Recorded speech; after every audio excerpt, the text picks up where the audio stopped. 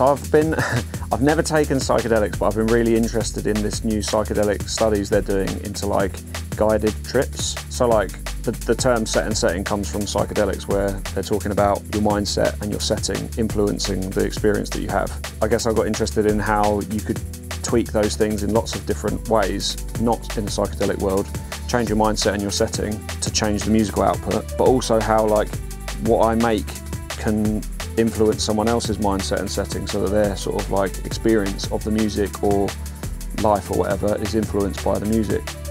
There's quite a lot of themes really in this record. It's like all the stuff I was listening to outside of making the music, all the sort of podcasty, quantum physicsy stuff that's a bit sort of technical, and I didn't want to get too bogged down in that, but it's in there.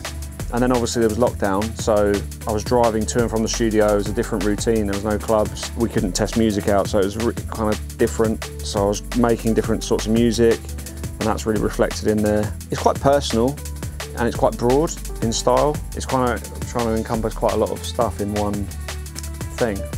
It's a debut solo album, not a debut album as such. So I've obviously written 3 albums before, but in a duo, so it's really different. You're trying to keep on top of everything yourself. You haven't got anyone to like give you confidence, or like there's no collaborative element to it. So it's like you're having to do everything yourself, and it sends you into like spirals of doubt and also spirals of like elation. It's really different. The whole Workforce project has been a learning curve, but the album particularly was a learning curve because it's the first time you've had to focus on a project that's bigger than just the sum of its parts. It's not like you're just trying to finish each individual track, you're trying to finish the whole thing as a whole. So you have to give some sort of different focus to the whole thing, rather than just that track's done, that track's done. You're trying to like put a thread through the whole thing.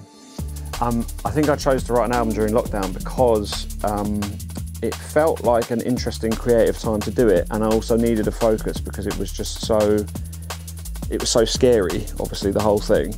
And obviously not having gigs meant you just had a lot more time to think about it and not be knackered. So you could literally work 5 days a week, rest of the weekend, 5 days a week on repeat. So it made a lot of sense to do it then. And also, yeah, the main thing really is just how creatively everything changed.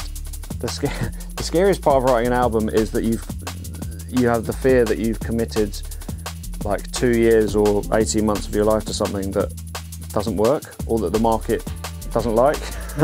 Because albums are sort of a weird format nowadays. It's like some people like them and some don't. So you're more committed than if you're, say, just releasing an EP or a single. So it's scary that there's a potential that you've put a lot of time and energy into something and it doesn't come to fruition. I'd say I had like maybe 5 or 6 ideas before I fully decided, probably at the end of 2020, to do an album. And then I was like full time in here from like July 2020 until May 2021. That was like the writing and finishing period. And then from May 2021 until like the end of 2021, I was just slogging over the artwork, which was just as bad in terms of a creative process. It's very difficult to know when it's very difficult to know when a tune's finished, let alone an album. But I think at a certain point, I remember I heard this saying, I can't remember where it's from, but it's like at a certain point you just abandon it and you put it out into the world. And you have to, because just by you spent that long, you're putting more time and energy into something, and there's a point where the time and energy going in isn't worth the changes or sort of advances you're making with the record. So you've got to just sort of like go, right, now's the time to put it out. And also, like, I think actually the last tune I wrote for it was Reintegration, and when that was done, I just knew that was the finished, that was it finished, that was the last piece of the puzzle that I needed.